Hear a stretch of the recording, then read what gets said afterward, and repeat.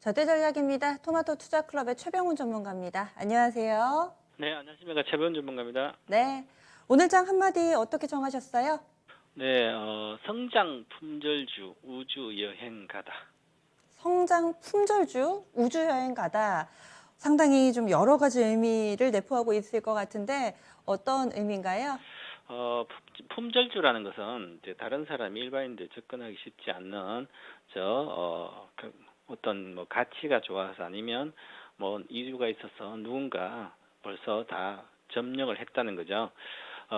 그러면 이 오늘 장중에 뭐 60포인트도 빠지고 어제부터 계속 빠져서 3000포인트도 지수도 위협하는데도 성장 품절주들은 추세적인 상승은 계속 이어질 거예요. 특히 올해 5월부터 시장이 8월부터 참 시장이 급락했다가 반등하고 박스권인데도 성장 품절주라고 일명 성장하는 주식, 고성장이 보장된 즉 미래의 실적이 3년, 5년 뒤에도 5년 뒤에까지도 실적이 보장된 즉 내가 실적 담보가 되는 실적이 보장된 주식들을 미리 돈 있는 사람들이 다 선점을 해서 일반인들은 가격만 보고 비싸다고 팔고 나면 쳐다만 보고 품절주기 때문에 쳐다만 보고 사지 못하는 그런 구조의 종목들이 계속 지수에 뭐 장에서 강세가 이어지고 특히 이제 우리가 지구에 요즘 우주여행 시대라 그러죠. 우주여행 시대는 지구에 있는 사람들 우주여행 가려면 지구에서는 대기권이 있기 때문에 에너지가 아주 많이 필요합니다. 대기권을 벗어날 때는 엄청난 에너지가 필요한데요. 그래서 우주로 가버리면 진공산소로 가면 조그만 에너지만 갖고도 내가 가고 싶은 아무데나 갈 수 있는 그런 거죠. 그래서 우주에는 에너지가 필요 없을 정도로 조그만 에너지로 갈 수 있습니다. 그래서 주식도 어느 정도 박스권을 돌파해서 모든 주식이 추세 83 다 팔고 장기 투자자나 큰 그런 어떤 분들이 갖고 있는 주식은 한 번 시작하면 끊임없이 올라가거든요. 예를 들어서 LNF입니다. LNF는 26,000원 뭐 장기적인 월봉 차트에 보면 우주여행 가는 시점이 29,000, 3만 원인데 3만 원 돌파하니까 지금까지 2006년 작년 6월부터 지금까지 한 번도 큰 조정 없이 물론 아무리 좋은 주식도 올라가도 20%는 빠집니다. 그렇게 가는데 지금 2만 원에서 거의 10배가 1년 반 동안 그냥 1배가 올라가거든요. 이것은 품절주기 때문에 왜 이렇게 간 이유는 누가 이 주식을 선점해 품절했냐면 외국인들이거든요.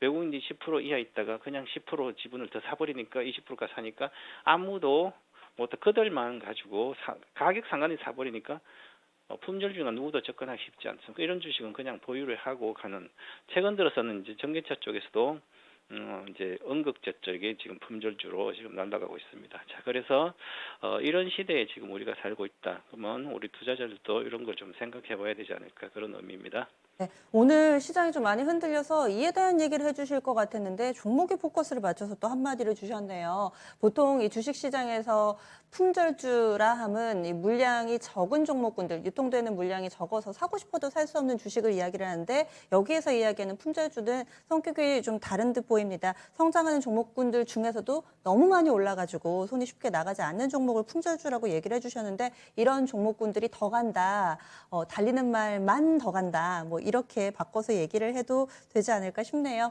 그러면 2차전지 몇몇 종목군들, 뭐 신고가 리스트 요즘 연일 뭐 단골 손님으로 이름 올리는 종목 외에도 특징적인 부분이 있었다면 체크 포인트 몇 가지 더 짚어주세요. 네, 제가 계속 이제 삼성전자 외국인 수급도 보고 반도체 종목 메모리 반도체의 종목이 돼서 계속 언급을 8월부터 많이 해드리는데 8월 달부터 지수가 급락하고 반대에 또 급락을 했는데 이것의 가장 근본적인 원인은 경기입니다. 그래서 지금 반도체 경기에 대한 4분기부터 가격 하락도 우려도 있고요. 그러면 왜 반도체가 가격 올 초까지 상반기 한 3월, 4월까지 뭐 슈퍼 사이클 반도체 그렇게 하면서 반도체가 분기 현상이 나서 자동차도 지금 뭐 IT도 그렇고 못 만든다 뭐 이런 라인이 어디 일부 라인이 정지된다 뭐 이렇게 해도 왜 이게 내려갈까 오히려 좋아야 되는데 반도체가 이렇게 생각하시는 반도체는 항상 경기는 실질적으로 실물 경기에 선행을 아주 빠르게 선행을 하기 때문에 이 4분기에 경기가 아직 불투명하거든요. 3분기 피크아웃일까 아니면 4분기 내려가서 내년에 회복할까에 대한 불투명한 상태에서 반도체 가격이 그러면 미리 재고도 이제 쌓는 것도 수요가 거의 끝나고 했기 때문에 4분기 가격 하락 우려가 있는 거죠. 그게 바로 경기에 대한 우려도 같이 맞물렸기 때문에 지수가 못 가고 빠지고 있습니다. 그래서 전체적으로 종합지구에서 오늘 또 급락하고 이렇게 하는 것은 경기에 대한 우려가 본격적으로 반영되고 있다. 그래서 이 경기에 대한 우려가 반영되고 있는 상태에서 이제 모멘텀을 발생하려면 10월 초반월, 저 10월 둘째 주까지 끝나야만 10월 15일까지 끝나야만 9월 때까지 어떤 10월 3분기 지표라든 경기 지표 거의 다 나오고 이제 어느 정도 조정이 완료되고 경기 하방도 더 이상 하방되지 않는다. 그렇게 되면 그 다음부터 반등할 거로 보이기 때문에 이제 앞으로 2주 정도만 이제 고생을 좀 하면 리스크장은 많이 끝나지 않을까 그렇게 보여지고요. 그래서 지금 현재 뭐 코스피 차트도 간당간당 밑으로 이제 3,030을 깨질까 말까 간당간당하지만 그래도 주가는 오늘 양봉이 떴기 때문에 추가 하락은 좀 제한적이지 않을까 보고요. 만약에 어떤 악재가 다음 주나 나온다면 여기서 한 150포인트, 180포인트는 빠질 수도 있겠지만 그래도 오히려 반등할 수 있기 때문에 너무 이제 부정적으로 우려하지 않아도 되지 않을까 보고요. 지금은 이제 살아있는 종목들은 코스피 보면 그 대다수 BBIG 빅 기업들이 작년부터 계속 주도주로 왔었는데 바이오는 작년 여름 이후부터 차별적으로 진행되면서 큰 흐름은 끝났고요. IT 쪽에 이제 기술주들이 중국 규제, 우리나라 규제, 미국 법인세 때문에 이것도 끝났습니다. 게임주도 중국 규제 다 전체 끝났고 남은 건 배터리인데요. 이제 배터리주도 순환매가 전개되고 있기 때문에 이제 배터리 주식 중에서 배터리 셀 업체는 벌써 조정이 계속 들어가 박스권이고요. 추세는 아직 가려면 멀었습니다. 그리고 이제 양극재 업체들도 배터리 양극재 종목들도 시세가 어느 정도 마무리되는 그래서 장기적인 마무리가 아니라 단기적인 마무리되는 구간이 들어가 있고요. 그 다음에 이제는 양극재 말고 음극재 기술 변화에 대한 수혜, 그 다음에 수주에 대한 수혜가 이제 주가에 본격적으로 반영되고 있고요. 전해질도 어느 정도 아직 좀 남았지만 그래서 남은 쪽은 음극재 쪽이 남아 있다 시세는 그렇게 되면 전체적으로 이 순환매가 계속 이어질지 아니면 순환매 끝나고 이제 하나씩 시세가 마무리되지 않을까 이런 것도 주시해야 될 것 같습니다. 그리고 전부 다 전체적인 시장에서는 종목 장세가 전개되기 때문에 오늘 또 보시면 그 급락장에서 이제 음극재 빼고 나머지들도 보면 전체 경기 민감 관련주나 뭐 바이오나 이런 것 쭉 빠졌다가 빠지고 오히려 나머지 주식들은 잘 안 되거든요. 그래서 코스피도 보면 종목별로 차별화되지만 확실한 거 빼고는 쉽지 않다. 기계주, 조선주 빠져도 뭐 특별히 한 개는 현대중 올라가고 것처럼 종목 장세는 계속 전개되고 있습니다. 그 다음에 그래서 결국은 고성장하는 주식 중에 가격을 보지 말고 품절주가 됐으면 한번 팔면 다시는 못 사게 됩니다. 그래서 품절주로 설리마 시키면 그나마 시장을 이길 수 있지 않을까 이렇게 말씀드리겠습니다. 네, 오늘 시장 하락에 대해서 뭐 부채한도 협상이 지지부진해서다, 미국 국채금리 급등해서다 이렇게 현미경을 대고 들여다보면 하나하나의 이슈지만은 전문가님은 큰 틀에서 경기에 대한 우려감이 시장을 누르고 있다. 10월 중순까지는 좀 힘들 거다라는 시각이신 건데요. 그렇다면 당분간은 보수적으로 시장 대응해야 되는 걸까요? 투자 전략 세워주세요. 네, 투자 전략에서는 이제 경기 민감주 제가 여름부터 계속 비중 축소 이야기 말씀드렸고요. 물론 이제 많이 빠진 경기 민감주는 이제 모아서 다음 달 급락할 때 내년을 위해서 좀 사모아도 상관없다.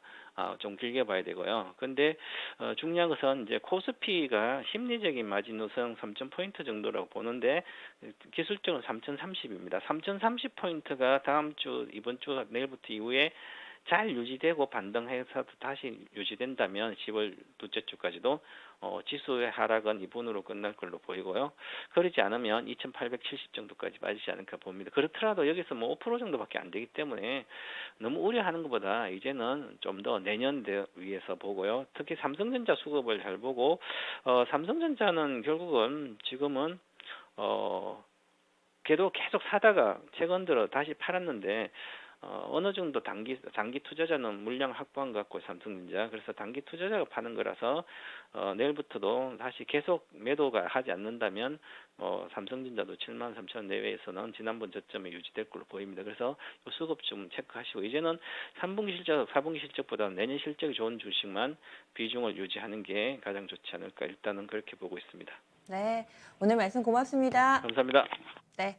최병훈 전문가는 지수는 추가적으로 하락할 수도 있다. 하지만 뭐 많이 빠지지는 않을 거니까 이 경우에도 크게 걱정하지는 말자. 장기적인 관점에서는 서서히 좀 사담화갈 타이밍으로 보고 있고요. 그리고 오늘 장에 아래 꼬리를 단 양봉이었기 때문에 그리고 또 추가 하락에 대한 가능성도 그렇게 높지는 않다. 이런 의견으로 제시를 해주시네요. 그리고 많이 오른 종목군들 하지만 성장성이 담보된다면은 압축 전략을 통해서 이 시장 분위기를 이겨낼 수도 있다. 이렇게 의견을 제시했습니다. 지금까지 저희가 준비한 내용 투자 판단에 대한 도움되는 내용들이었고요. 종목의 상승과 하락을 보장하지는 않습니다. 오늘 정말 짐 빠지고 지치고 날씨도 그렇고 시장도 그렇고 여러모로 좀 힘드셨을 텐데요. 남은 시간은 좀 편안하게 맛있는 거 드시면서 보내시고요. 내일장 좀 든든하게 준비하러 내일은 일찍 좀 찾아오세요. 지금까지 다양한 투자 판단에 대한 도움 말씀 드렸습니다. 전 여기서 인사드릴게요. 함께해 주신 여러분 고맙습니다.